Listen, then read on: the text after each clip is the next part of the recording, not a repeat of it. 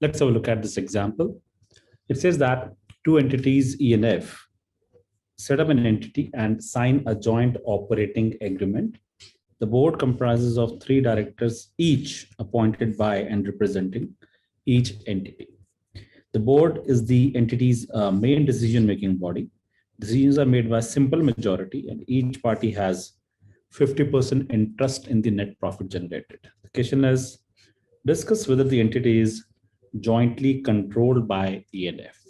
Right now, if you observe here, is that there are two entities E and F, and there are three directors each, as a part of the the board, right? And decisions are made by simple majority, and each party gets a 50% in the net profit generated. So when you look at the decision making process about those relevant activities, okay, you know that there are three directors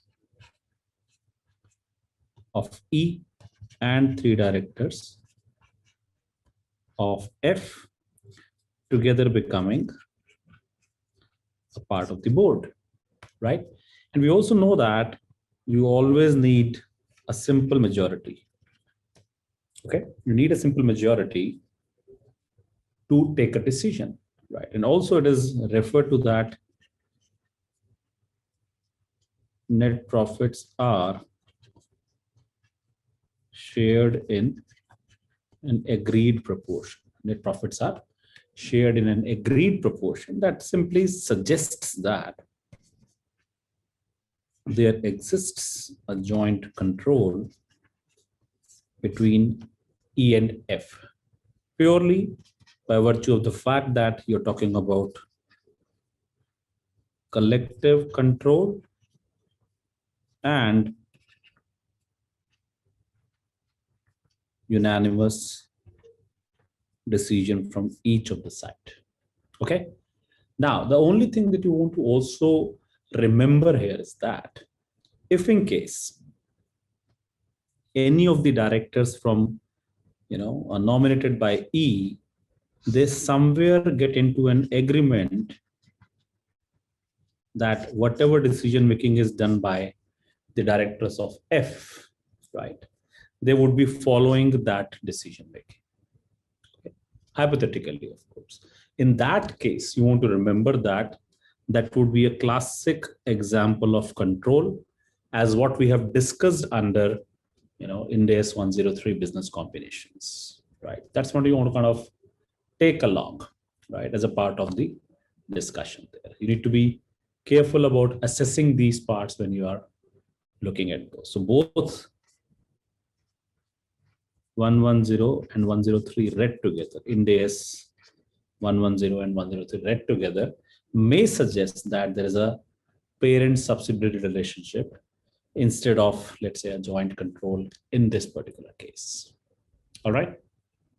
And that's where it is provided. It says that entity E and F are likely to have joint control because each party has 50% interest in the net profits, and both have a right to appoint three directors each.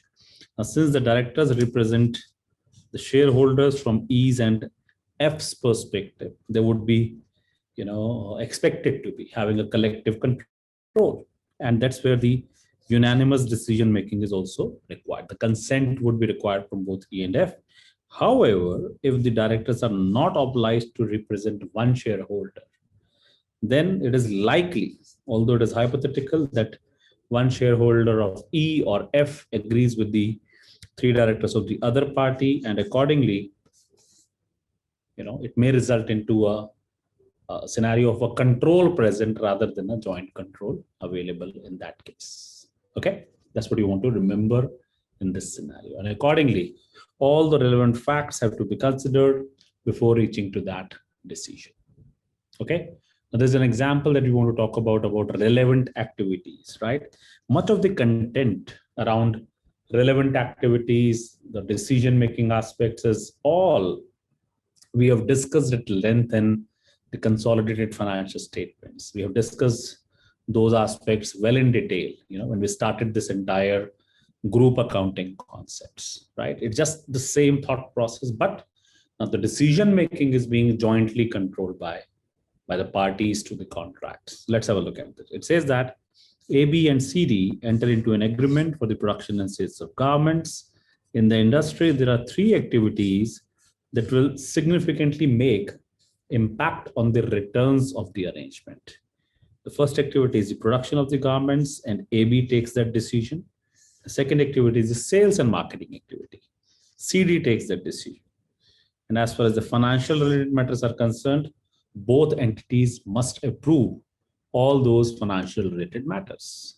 The question says, discuss whether A, B, and C, D have joint control over the arrangement.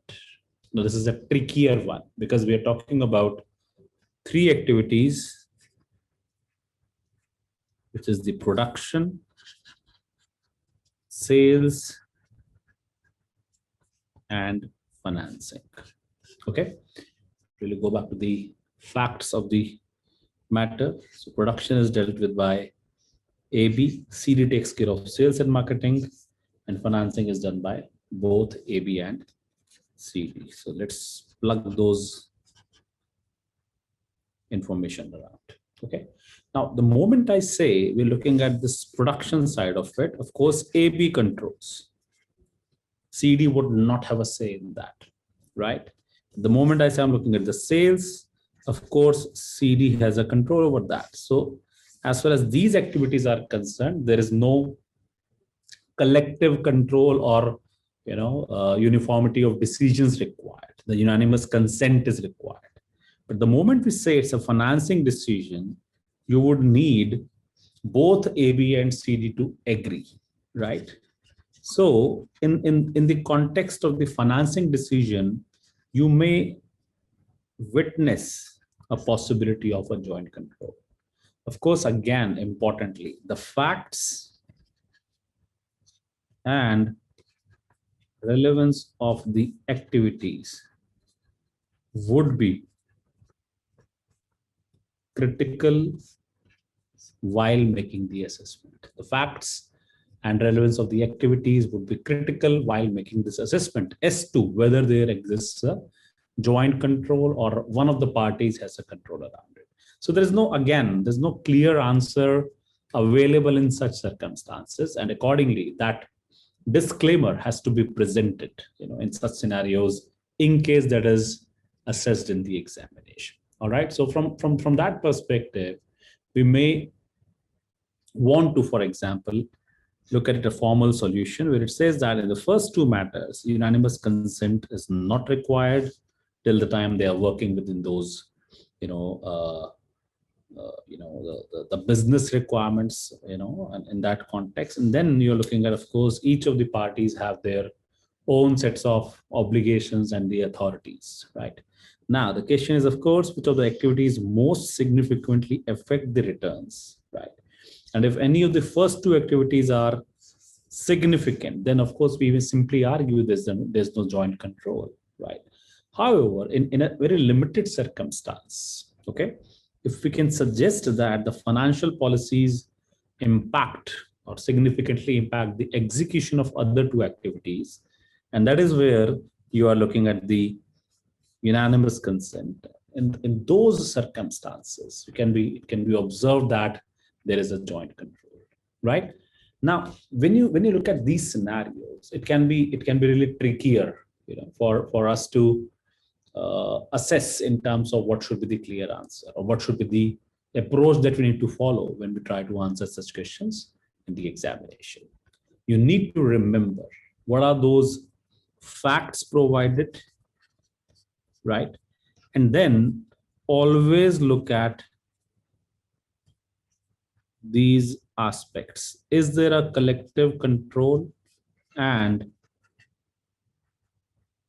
unanimous decision making? Okay.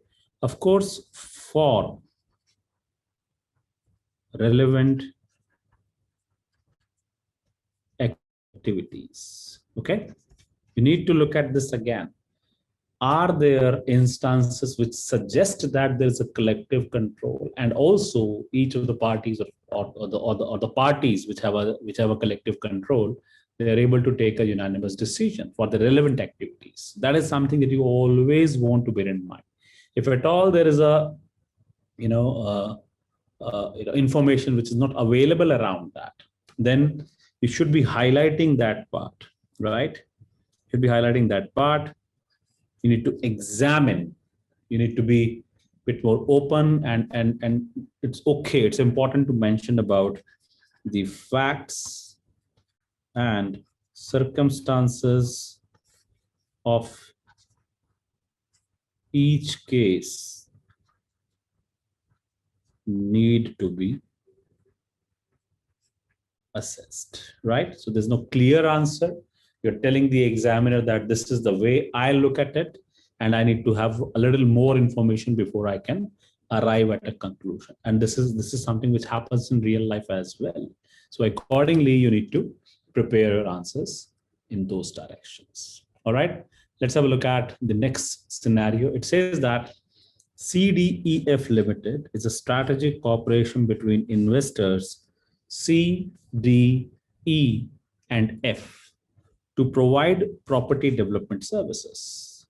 CDEF is an incorporated entity, and the investors' share of ownership is 20:30, 25:25, respectively. There's a formal contractual agreement in place that requires a majority on all relevant activities. Okay. Investors C, D, and E have informally agreed to vote together, and it has been effective in practice. The question is, does C, D, and E have control over the joint arrangement? So this is an important example where we need to understand that with this proportion that we want to keep it in mind, 20:30, 25:25. So let's take those aspects, C, D, E, and F, right? So I may put it like this. It is 20%, 30%, 25%, and 25%. Okay. So when you have this information,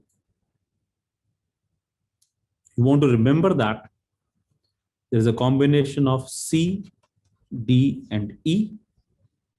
There is also a combination of D, E, and F.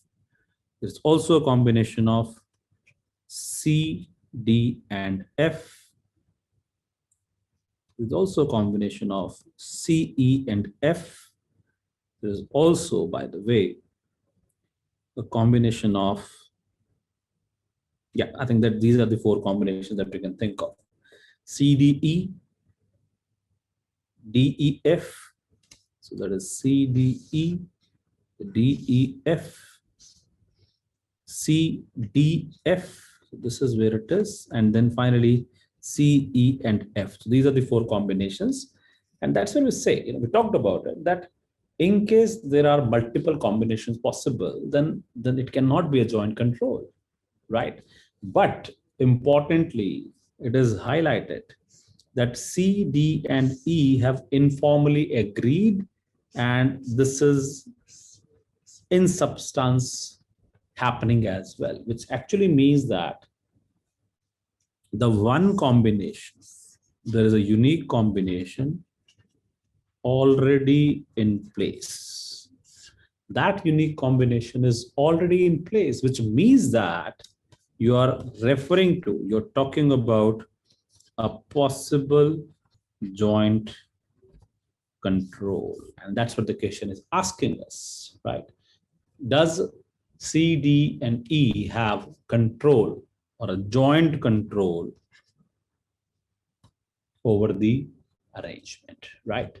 Of course, the facts and circumstances, those the minutes of the meetings, those aspects could be important. For example, to clarify, the correspondences and the minutes of meeting would suggest that in the spirit, of course, these three parties are working together, and that's what we're saying. To make decisions, it is sufficient to have agreement of from any of the three out of the four investors. That's a combination that we just looked upon. In this case, a single investor cannot prevent majority decision making. However, three investors, which is C, D, and E, They have agreed to make unanimous decisions, and accordingly, they are having a joint control, right? It does not have to be formally documented till the time there is an evidence of its existence. We may argue that in real life it's difficult to establish, but then from the perspective of what is there in the spirit, in substance, we may want to agree that yes, this joint control exists from the communications or the correspondences in the minutes of meeting. And investors F role is a little more towards on the influence part of it. The significant influence would come into the picture, where of course we refer this to as an investment in associate rather than calling it, let's say, a joint control for that. All right, great.